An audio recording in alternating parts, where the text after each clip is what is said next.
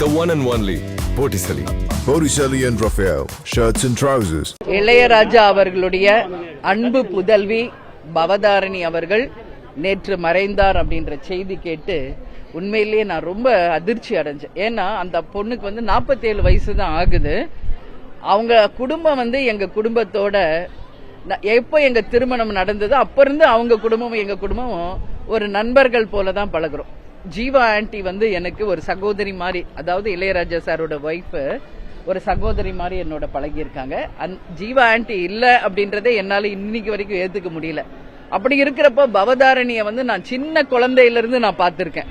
அவங்க வீட்டுக்கு போகும்போதும் சரி, அதே போல நாங்க ப்ரிவியூ ஷோஸ்க்கு போகும்போதும் சரி, அவங்க வீட்டுல அந்த பல விசேஷங்கள்ல நான் போய் கலந்து கொள்ளும் போதும் பவதாரிணி என் மடியில உட்கார்ந்து என்னோட பேசி விளையாடிய அந்த நாட்கள் என் கண் முன்னாடி வருது. கேப்டனுக்காக பல பாடல்களை அந்த பவதாரிணி அவர்கள் பாடியிருக்காங்க.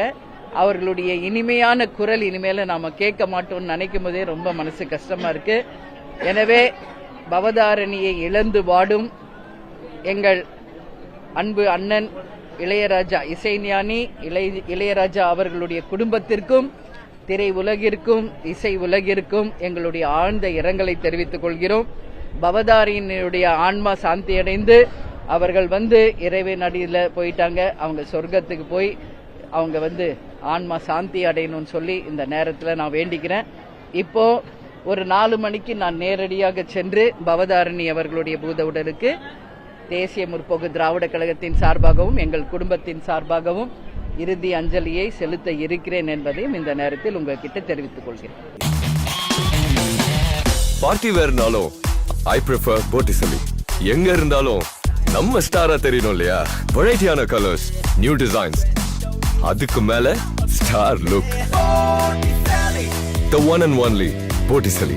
Botticelli and Raphael, shirts and trousers. புதிய தலைமுறை சேனலை யூடியூப்ல சப்ஸ்கிரைப் பண்ணுங்க. புதிய தலைமுறை சோஷியல் மீடியா ஹேண்டில்ஸ் ஃபாலோ பண்ணுங்க. புதிய தலைமுறை ஆப்பை டவுன்லோட் பண்ணுங்க. டிஜிட்டல் தளங்களில் புதிய தலைமுறை எங்கேயும் எப்போதும்.